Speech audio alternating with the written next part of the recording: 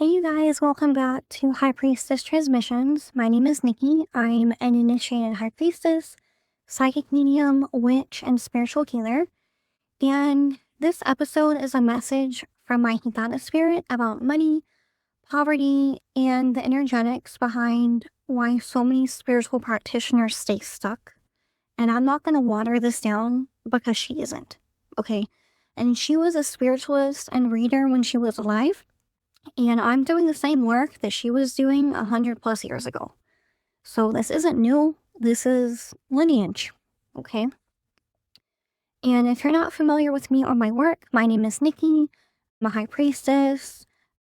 I am part Romani, so I have gypsy ancestors. And a lot of my work is ancestral based.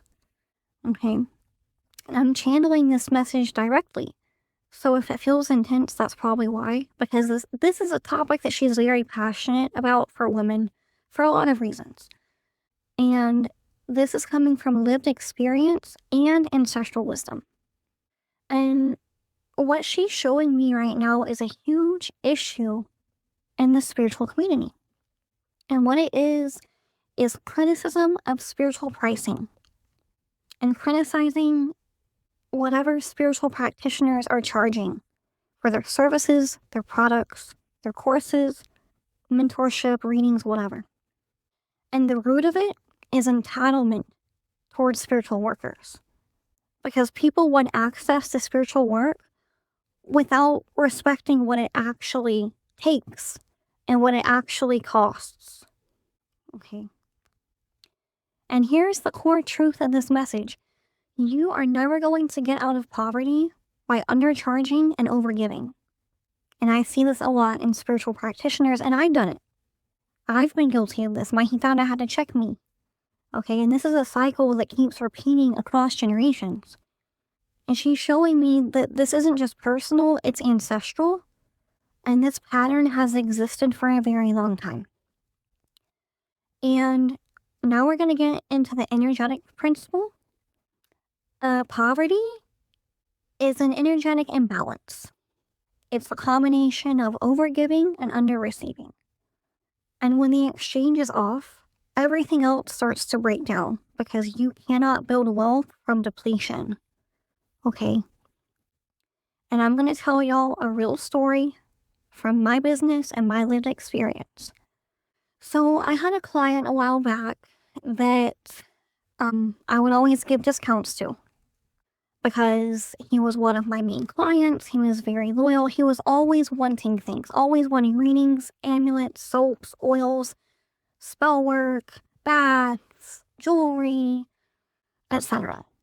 Okay, which is not the problem. I love my work, and I've told y'all many times, my spirits literally have to yell at me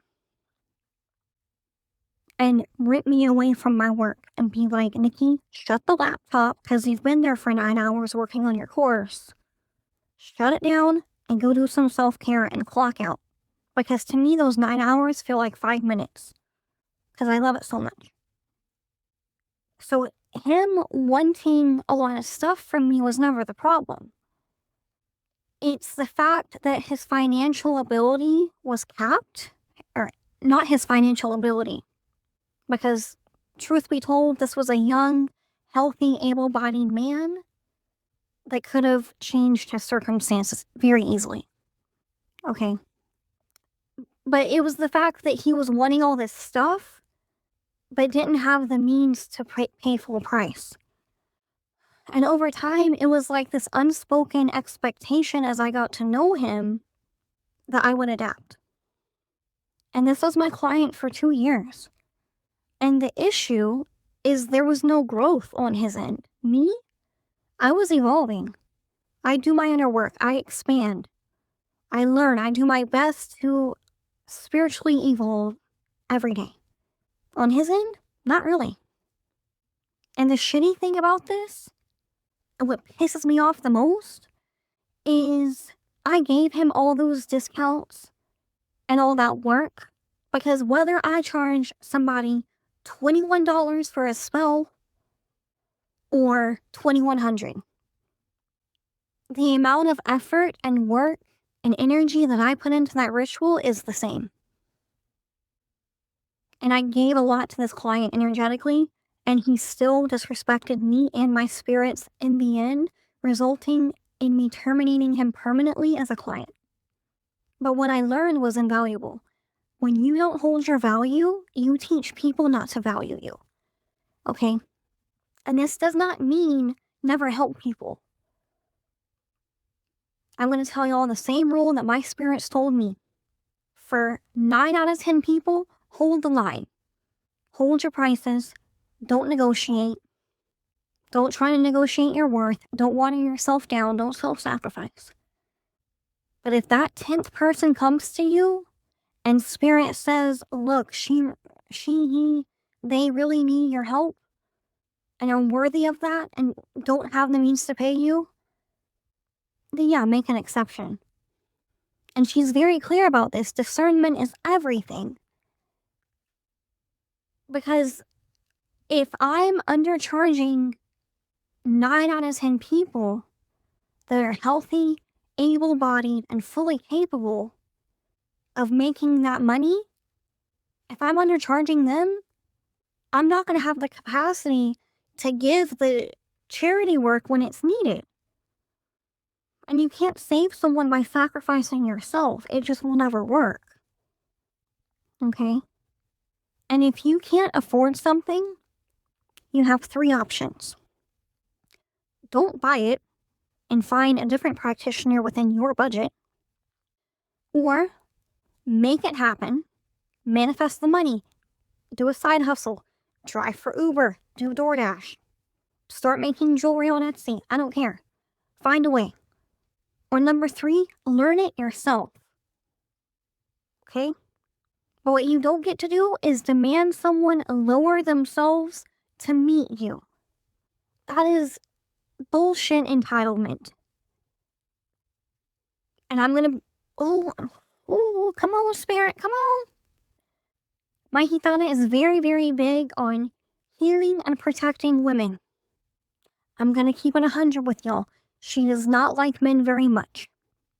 Especially after the experience with the client that I just told y'all about.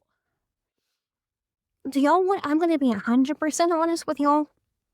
Do y'all want to know what my spirit said about that client when he would want all this stuff from us and not have the means to pay full price, but still wanted the thing? They straight up said, we don't have any sympathy for him. He's a healthy, young, able-bodied man. He should go get a second job. If he's that committed to a spiritual path, make shit shake.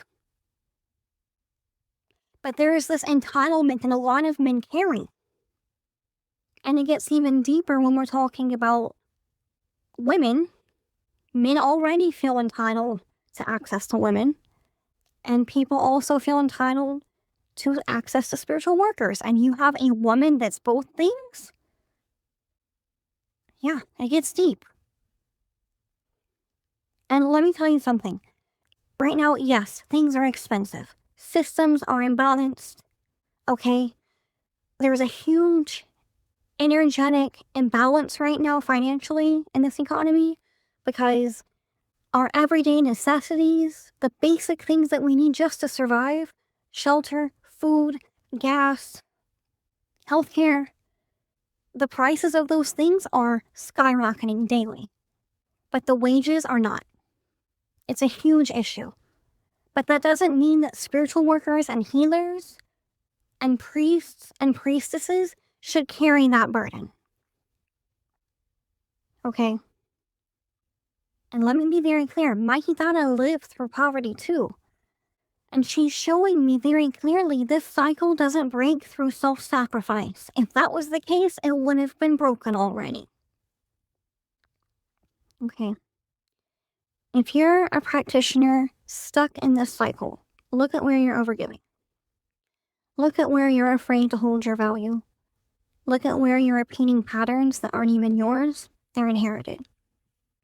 And if you're listening to this and you know you have money wounds, overgiving patterns, or you struggle to receive, this is exactly the work that we do inside my one-on-one healing container. We go deep into the energetic, emotional, and spiritual roots of this and actually shift it. Okay? And if you need clarity on your situation, you can book a reading at sirensnectar.com/booking. If you're not sure which session to pick, just pick the general reading. Okay? And if you're ready to break the cycle and step into a completely different level in new life, check out my healing container at sirensnectar.com/healing. And I will see you next time, okay? I love you. Thank you.